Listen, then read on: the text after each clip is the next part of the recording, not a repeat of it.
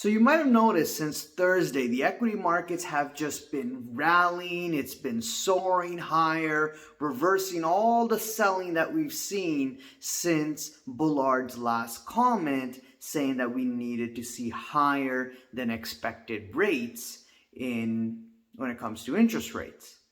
Now, why did the equity markets all of a sudden started to rally since Thursday? Why did we see such an aggressive move? See a short squeeze happening. We're seeing that the last 2 weeks of selling, it's just been basically has reversed. What's gone? What new information came into the markets that caused this aggressive buying? And has the narrative and the sentiment changed in the equity markets? Well, look at the bond market. The bond market, on the other hand, we do see continuous selling, especially the short end, where the yields on the 2-year bond is slowly really close to approaching that 5% level. And we see the yield curve inverting in very deep territory, minus 0.97%. We're very close to a negative 1%, which gives you signals and signs of recession. But the equity markets are just rallying and rallying and rallying, and it's just in complete la-la land. What's going on here? Well, before I get into it, my name is Daniel, and you're watching InfoVest. It's an organization that promotes financial literacy. We have courses also on our website that teaches you about the macroeconomics, about markets, trading, stocks, bonds, how to look at markets from a macro point of view, and really understand how to read all of this information that I'm speaking about today. Now, let's get into the equity market. The equity market has been in complete la-la land. The equity markets have been rallying, and you see a ping pong going on between Fed members where you have Bullard come out and say really hawkish things, and he's known to be a hawk, and then you got selling in the equity markets, and then all of a sudden on Thursday you got Bostic, who came out and said that, hey, I prefer rates between 5 to 5.25%. I wouldn't like to see higher rates above 5.5%. And actually, I would probably like to see rates, and we could see rates pause, interest rates pause around mid of summer or late summer, which that's the reason why the equity markets started to rally, just picking off subtle comments like that from Bostic and ignoring all the other Fed members who have been overall more hawkish, and ignoring the data completely, which is coming out more hot than usual, ignoring the inflation, ignoring also on what's happening on the other side of the world, where you have Europe increasing, seeing higher inflation, elevated inflation, and saying, hey, time to buy equities because a pause is here.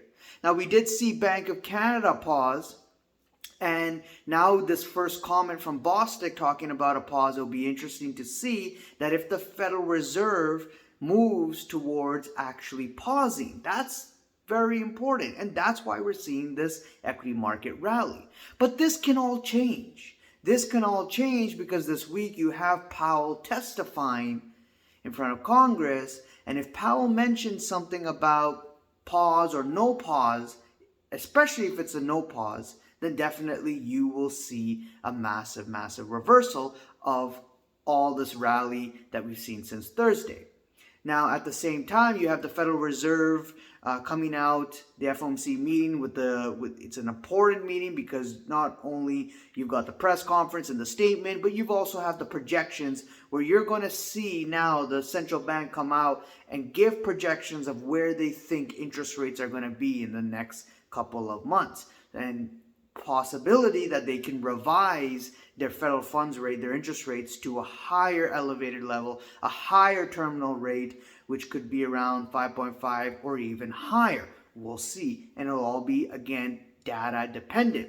On top of that, you got a lot more data coming out this week. You've got the jobs data coming out on Friday. You've got the ADP numbers coming out on Friday as well. The initial jobless claims as well coming out. A lot of jobs related data this week. If those numbers start to come in and still are very hot, and you still see strength in those numbers, I don't see how that is still good for the equity markets. On top of that, the week after, you also have inflation numbers, CPI, which is very important, which we want to monitor as well. And if that comes in hot, then that's also not good. It tells you higher rates.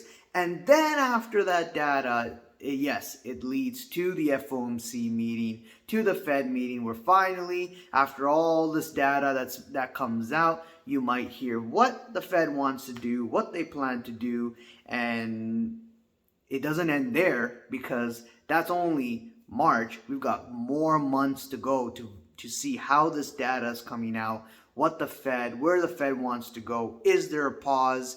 And after a pause, yes, people do start talking about rate cuts, although we'll have to hear from the Fed, and we have to see from the data if rate cuts are coming soon, like the markets and the equity markets have been anticipating for. That's why the equity markets are in la-la land, because, hey, good data, great, economy's doing well. Bad data, weak, great, the Fed's going to pause and maybe even cut rates, which is good for the equity markets. But what's not being priced in from the equity markets is a hard recession, a hard landing, and even for the Fed to keep rates elevated for a long period of time, and maybe not even cutting rates for a long period of time, which is going to probably bring in more pain for a long period of time for the economy, for businesses, and for stocks.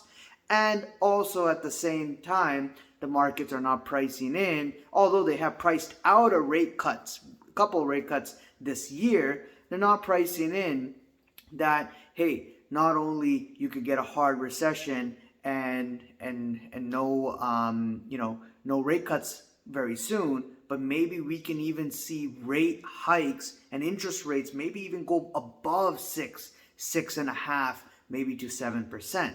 Of course, when we start to get into those numbers, definitely something eventually is going to break, and something's going to be, or someone or some entity or something's going to happen where the economy is going to be in a very, very, very tough situation. So we'll see what happens then. And the only time we can really start to figure out where these things are going is continue to monitor the data, continue to monitor the inflation, the jobs data, and all of that. So let me know what you guys think. Leave a comment below, hit the like button, subscribe button, and the bell icon to be notified on the next video. And I'll see you guys around. Cheers. Bye.